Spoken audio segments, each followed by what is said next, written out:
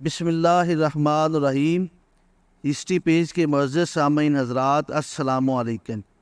ناظرین، آج ہم آپ کو 3 صحابہ میں سے سب سے زیادہ سخی کون ہے کا واقعہ آپ کو بتائیں گے کہ 3 افراد کی بیت اللہ کے پاس بیٹھ کر آپس میں بحث ہوتی ہے کہ سب سے بڑا سخی کون ہے، تو لوگ مشورہ دیتے ہیں کہ جو جس کو بڑا سخی کہتا ہے وہ اس کے پاس جائے اور سوال کرے تو پتہ چل جائے گا کہ سب سے بڑا سخی کون ہے۔ تو پھر تینوں سوال کرنے جاتے ہیں تو لوگ کس کے حق میں فیصلہ کرتے ہیں کہ سب سے بڑا سخی کون ہے؟ یہ سب کچھ آپ اس ویڈیو میں سنیے گا۔ اس سے پہلے ہماری ریکویسٹ ہے کہ آپ ہمارے چینل کو سبسکرائب کر لیں، ویڈیو کو لائک کر لیں تاکہ اس طرح کی مزید اچھی ویڈیو آپ کو ملتی رہے۔ اب ہم چلتے ہیں اپنے عنوان کی طرف۔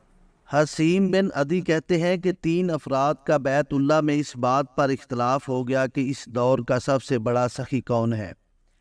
ایک نے کہا عبداللہ بن جعفر رضی اللہ تعالی عنہ ہے، دوسرا بولا قیس بن سعد بن عبادہ رضی اللہ تعالی عنہ ہیں، تیسرا بولا نہیں عرابہ اوسی رضی اللہ تعالی عنہ ہیں۔ گفتگو نے طول کھینچا، ہر ایک اپنے اپنے حق میں دلیل دے رہا تھا، حتیٰ کہ آوازیں بلند ہونا شروع ہو گئیں۔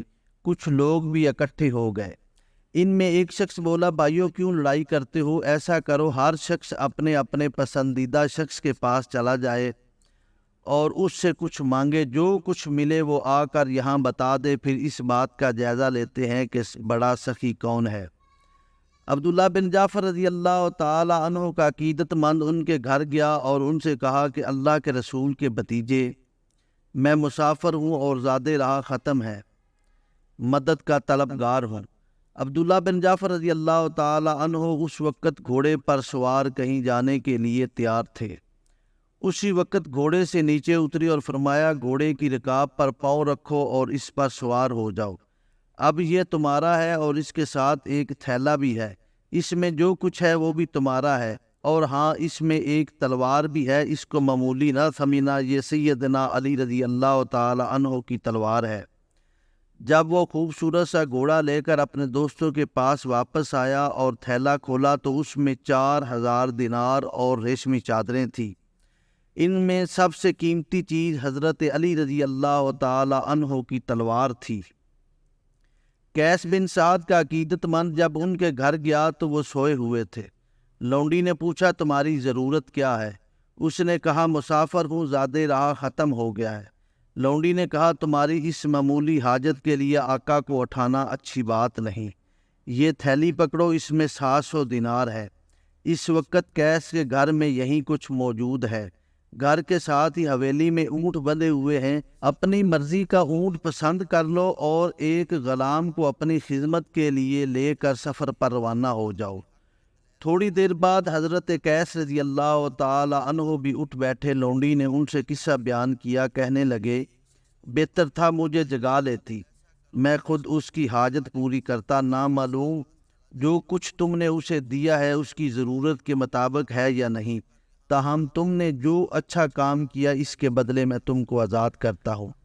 ادھر عرابہ اوسی رضی اللہ تعالیٰ عنہ کا عقیدت مند بھی ان کے گھر جا پہنچا۔ اس وقت نماز کا وقت ہو چکا تھا، عرابہ بوڑھے ہو چکے تھے، نبینا ہو چکے تھے، نماز کے لیے گھر سے نکل رہے تھے، 2 غلاموں کے کندھوں پر ہاتھ رکھے ہوئے آہستہ آہستہ چلتے ہوئے مسجد کی طرف رخ کیے ہوئے تھے۔ اس آدمی نے کہا اے عرابہ میری بات سنیں۔ عرابہ رضی اللہ تعالیٰ عنہ بولے بولو کیا کہتے ہو؟ کہنے لگا میں مسافر ہوں، میرا زادِ راہ ختم ہو گیا ہے۔ عرابہ رضی اللہ تعالی عنہ نے اپنے دونوں ہاتھ غلاموں کے کندھوں سے ہٹائے اور بائیں ہاتھ کو دائیں ہاتھ پر زور سے مارا اور کہنے لگے عرابہ تم نے اپنا تمام مال و دولت خرچ کر دیا ہے، مگر یہ 2 غلام باقی ہیں، ان دونوں کو لے جاؤ، اب یہ تمہارے ہو گئے ہیں۔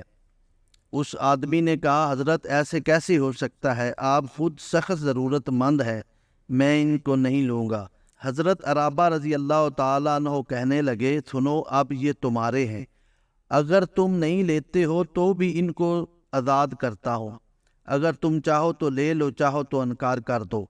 یہ کہنے کے بعد آگے بڑھے، دیوار کا سہارا لیا اور اسے ٹٹولتے ہوئے مسجد کی طرف چل دیے۔ اس شخص نے ان دونوں غلاموں کو ہاتھ لیا اور اپنے ساتھیوں کے پاس واپس آ گیا۔ تینوں دوست پھر سے اکٹھے ہوئے، ہر ایک نے اپنے عطیے اور سلوک کا ذکر کیا، ان تینوں کی تعریف کی۔ بلا شبہ یہ تینوں بہت بڑے سخی ہیں اور اللہ کی راہ میں خرچ کرنے والے ہیں۔ اب رہا یہ فیصلہ کہ سب سے بڑا سخی کون ہے، تو فیصلہ حضرت عرابہ اوسی رضی اللہ تعالیٰ عنہ کے حق میں ہوا، کیونکہ انہوں نے تنگ دستی کے باوجود جو کچھ ان کے پاس تھا انہوں نے وہ خرچ کر دیا۔